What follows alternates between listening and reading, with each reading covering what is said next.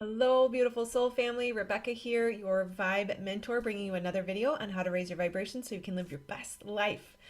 Let's talk today about sort of the conundrum between do what you love, follow your heart, you don't have to do anything you don't really feel called to or aligned to, versus pushing through and difficult action and the trauma voice or the trauma brain that wants to keep you from showing up and being seen.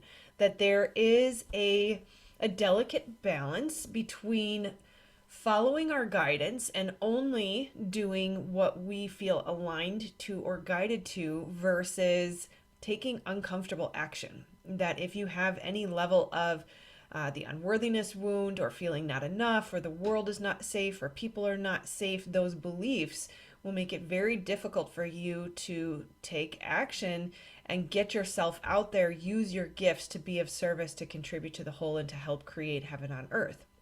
So, many times when we talk about shadow work or addressing your fears, the suggestion is to go headfirst into that thing that you are afraid of.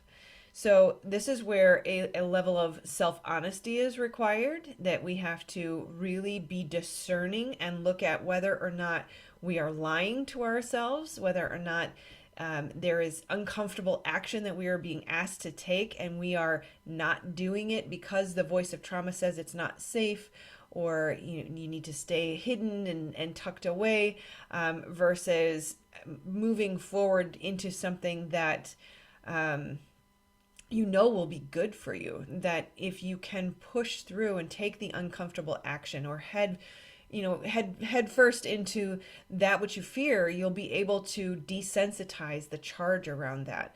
And it becomes very challenging because it contrasts the suggestion to do what you love. And if your trauma voice, or your, I like to call him the little trauma demon that sits on your shoulder, is stronger than, really what it is the limbic brain is taking over the prefrontal cortex and saying it's not safe, you can't do that. So if you haven't healed the trauma that prevents you from moving forward towards that thing, it's going to be very difficult. It's going to be like trying to push a boulder uphill. But it is true that we should follow our passion, and I'm just looking at some notes here. Follow our passion and take uncomfortable action. It's necessary to get there. The focus is key, right? We don't want to give up after a couple of posts or a couple of videos or a couple of attempts at whatever you feel your purpose is, and say, oh, nobody wants to hear what I have to say, or it's not safe, so I'm going to just stay in perpetual hermit mode under the guise of healing, when really it just is keeping you small and keeping you stuck.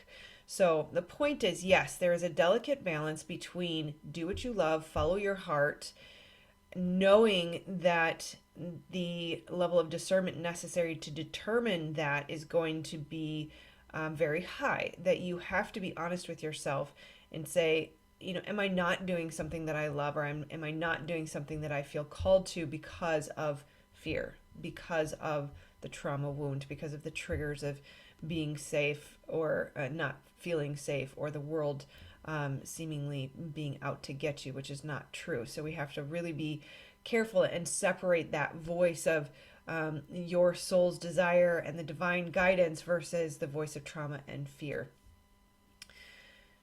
So find what is in alignment. Know how to recalibrate your body, raise your vibration, raise your level of discernment to an extent where you're able to see, I feel guided towards this, I feel a desire for this, I know that on the other side of the fear is a significant reward, likely beyond my wildest dreams.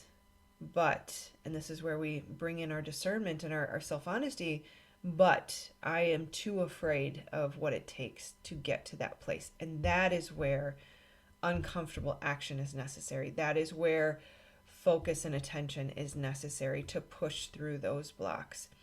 Now, also be willing to show up for yourself in a way that is supportive and kind in that process, where you can look at, are there ways that I could possibly adapt this situation, evolve this situation? Could I expand out in this way that will somehow make this other aspect more palatable? Show up for yourself in that you're honoring your needs. That if being seen is one of your biggest triggers, then be seen by one to start with, and then two, and then three. Don't expect yourself to show up in front of hundreds, because the truth is, as we start an online business or we start a YouTube channel or we even, create a physical product and go to a store to sell it, you are not going to be faced with thousands of people to start. It starts with one. Now, I will say that there is a strengthening that happens as you heal the trauma and you get that up and out of your body. You become more trusting of yourself. You become more discerning. You become stronger. You become more capable of seeing ahead of time who's good for you and who's not, and showing up for yourself in a way that creates healthy boundaries and it creates a safe place that you don't have to be in the thing that you fear, especially if you have trauma and the nervous system gets activated. You're not forced to be in that situation. If you feel unsafe, you have the right to leave. Your needs are needing to be met. You deserve to have your needs met. In order to reach your highest potential, you have to have your needs met. So the divine wants your needs to be met. There is no level of self-sacrifice that is required here.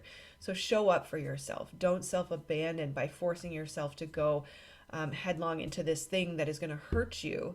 That's not what the suggestion is. We do have to take uncomfortable action, but that is not at the detriment of who you are and what you need. Okay? I know it's a fun topic. It's, we live in a dualistic world, right? We could be on the extreme of too much action, too much doing, too much masculine, too much assertion, or we could be at the other extreme, too relaxed, too passive, not taking enough action. So we want balance, right? We want to be in the middle. We want to take the uncomfortable action that we know we're avoiding because of fear or pain or trauma, getting the support in the trauma healing so that it's not as uncomfortable, and then balance that with the equivalent or maybe even more of the rest and digest state of growth and repair and healing. So if you want more information on that, I've got a couple of videos, so just go search, balancing masculine and feminine. That'll be out there for you.